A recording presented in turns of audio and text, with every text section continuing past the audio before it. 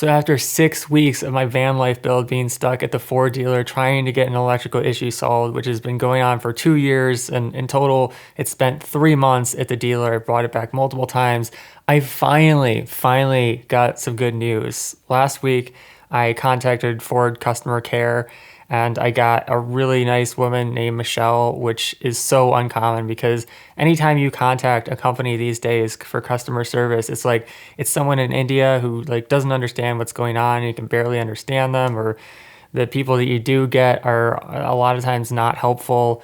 And then sometimes you just get like a robot and you don't talk to anyone at all. But she picked up the phone right away and she like got on the dealer, but they were giving her just as hard a time as they were giving me. So that was going on all last week and she wasn't able to get any updates. And I called them multiple times and it's like they've just been giving me the runaround, like every time I call, they're like, oh, the technician's not in, we'll call you back. They don't call back. Then you call back again and you're like, no one called me back. And they're like, oh, sorry, the person who's managing your case in the service department isn't here right now, but he'll call you back. And then they don't call me back. And then you call them again and then no one picks up the phone, or you call again and then they pick up, but then they hang up instantly. And this happened to the person, Michelle from Ford as well. She called them and they picked up and then they hang up the phone on her. So anyways, finally she got through today.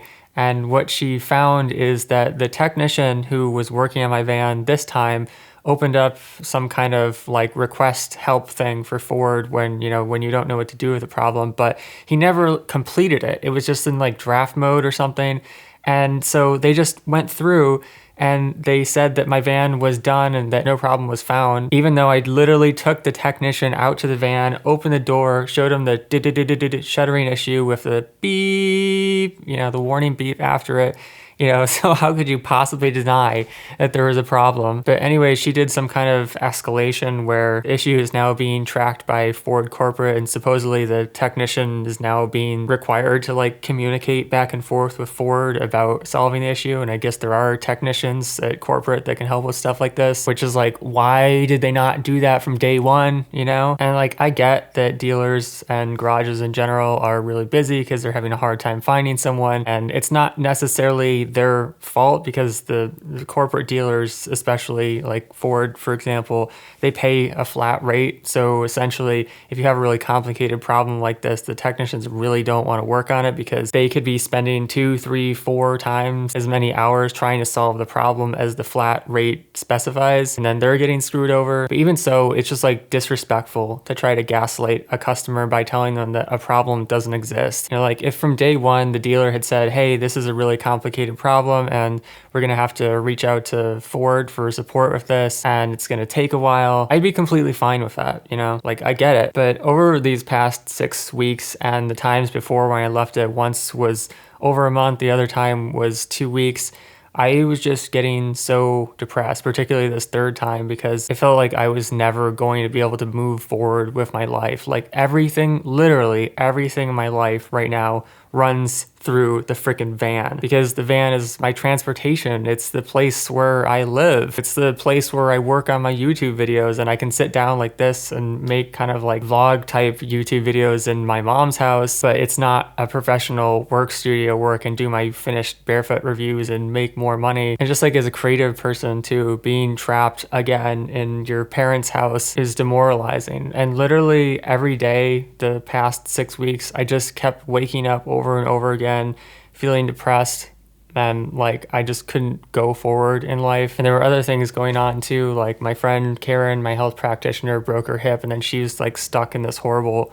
rehab situation, and I just had to step away from it because I was literally so fucking overwhelmed from everything. And at that point, like 3 weeks ago, I got into this terrible pattern where I would wake up and then I would fix myself breakfast, I would go out for a walk, I would do my YouTube video, and literally the rest of the day, like the next 6 hours, I would just spend mindlessly scrolling YouTube because I had so little like hope left, like so little trust in humanity, so much of a feeling that I'm just being scammed over and over by the system, and there's like no one that I can rely on. And it wasn't just like my present situation, my present problems. It was this feeling that like this stuff is just going to keep happening over and over and over and over again, to the point where it just wasn't even worth being alive, you know, because there's like logistically so many times you can just get trapped in the system like this and there's nothing you can do. You're just like powerless. Everyone you talk to is just like, oh, there's no problem, or, you know, we'll call you back, or they hang up on you, or it's like a robot, or it's AI. So I just can't tell you how good it feels to find